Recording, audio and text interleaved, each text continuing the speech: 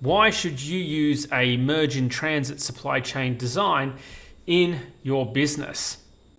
Companies use a merge-in-transit or MIT solution for multiple reasons. The top three are: first, they have goods coming from different factories and they want to merge them into a single warehouse location before they go to the end customer or say to a factory line.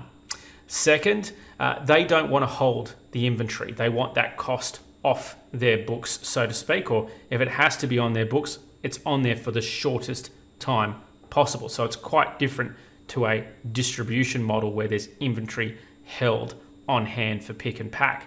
And then last, this solution can bring enormous efficiency gains to a supply chain if it's the design that the supply chain requires. So the goods can actually move faster and more frequently through the supply chain.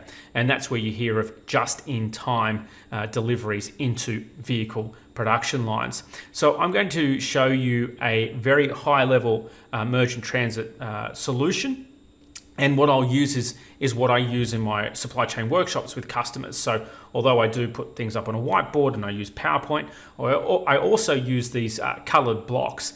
And I'm just showing this in the video today just to give you an idea of how you can use tactile items in a workshop to give it a little bit of added dimension and interest. And also for attendees in a workshop, they can pick up these items, move them around, and because they are widgets, they can have any meaning that the customer wants. So if you're thinking of running your own supply chain workshop, just have a look at this as well, and you may want to incorporate something similar into your next supply chain workshop. Okay, so let's get over to the demonstration.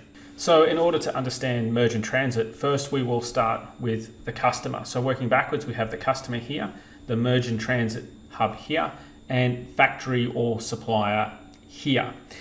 So the customer will place their order for the good, and the good to them looks like this. So we've got three different components that make up that final good.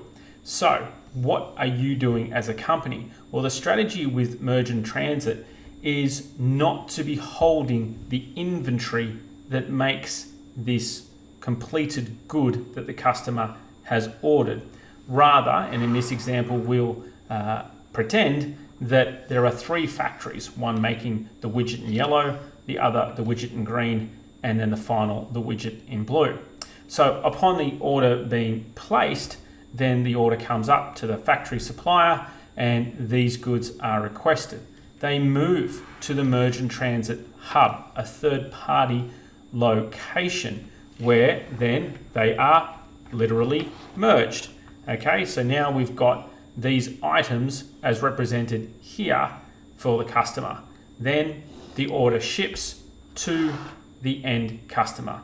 So as you can see, at the merge-in-transit hub, no inventory is being held.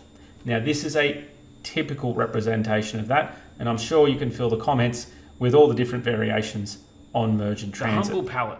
Where would supply chain be without you? And where would you be without more supply chain in around 60 seconds? So if you want more content, then like and follow. I'm Justin Kingdon.